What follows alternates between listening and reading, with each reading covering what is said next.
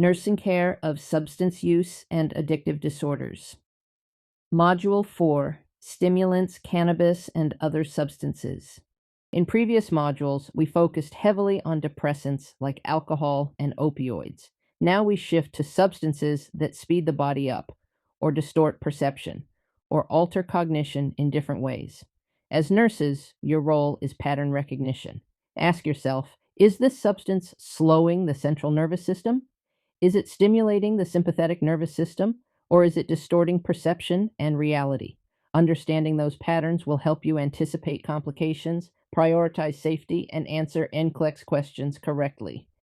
Stimulants activate dopamine, norepinephrine, and the sympathetic nervous system. Clinically, stimulant intoxication looks like a body in overdrive. You may see elevated heart rate, hypertension, dilated pupils, agitation, restlessness, paranoia, chest pain, and hyperthermia. Severe complications include stroke, myocardial infarction, seizures, and stimulant-induced psychosis. From a nursing perspective, stimulant intoxication is not simply behavioral. It is a cardiovascular emergency risk. Now let's talk about withdrawal. Stimulants produce a crash. Withdrawal may include profound fatigue, depression, increased sleep, irritability, and intense cravings. The most important nursing concern during stimulant withdrawal is suicide risk. Patients may feel hopeless, exhausted, and emotionally dysregulated. NCLEX Pearl. Agitation plus chest pain plus cocaine equals treat as cardiac emergency first. High dose or chronic stimulant use can cause paranoia, hallucinations, and delusional thinking. This may look like schizophrenia. The key difference is timeline. If psychosis develops during heavy stimulant use or shortly after, think substance-induced psychosis. Nursing priorities include safety, calm environment, reducing stimulation, monitoring for violent behavior, assessing for polysubstance use, avoid arguing with delusions, maintain reality-based orientation without confrontation.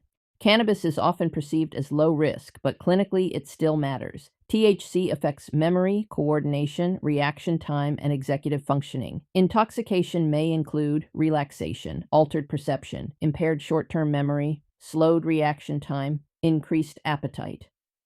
High-potency THC products can trigger anxiety, panic attacks, or psychosis, especially in adolescents and individuals with genetic vulnerability. Withdrawal may include irritability, sleep disturbance, decreased appetite, and anxiety. It is uncomfortable but not life-threatening. From a nursing standpoint, assess impact on school or work, driving safety, mental health symptoms, motivation, and functional decline. Cannabis hyperemesis syndrome is another important concept. Recurrent vomiting relieved temporarily by hot showers may suggest chronic cannabis use. NCLEX Pearl. Chronic vomiting plus daily cannabis use equals consider cannabis hyperemesis syndrome. Hallucinogens distort perception, time, and sensory experience. Patients may report visual distortions, altered time perception, intense emotional shifts, panic, and poor judgment. Synthetic drugs are unpredictable and may cause severe agitation or cardiovascular instability. Your priorities remain consistent: airway, breathing, circulation, safety, and a calm environment. Avoid escalating agitation through confrontation. Many patients do not use one substance alone. Alcohol plus cocaine, opioids plus benzodiazepines, cannabis plus stimulants. Polysubstance use increases unpredictability and mortality risk. Alcohol plus cocaine forms cocaethylene, which increases cardiac toxicity. Opioids plus benzodiazepines dramatically increase risk of respiratory depression. Always ask what was taken, how much, when, what else. Never assume a single substance. Not every patient is ready for abstinence. Harm reduction means reducing risk even if substance use continues. Examples include fentanyl testing strips, safe storage education, naloxone distribution, hydration and nutrition education, and screening for infectious disease. Harm reduction is not enabling. It is preventing death. Also remember, your tone matters more than you think. Use person-first language. See the individual before the diagnosis. Avoid shame. Avoid judgment. Avoid moralizing. Stay grounded in safety. Always bring the focus back to protecting the patient and preserving dignity. Compassion and clarity can exist together. If a question describes stimulant intoxication with chest pain, prioritize cardiac monitoring. If a patient is withdrawing from stimulants and expressing hopelessness, assess suicide risk. If agitation is present, de escalate environment first before medication. If multiple substances are involved, assume increased medical risk.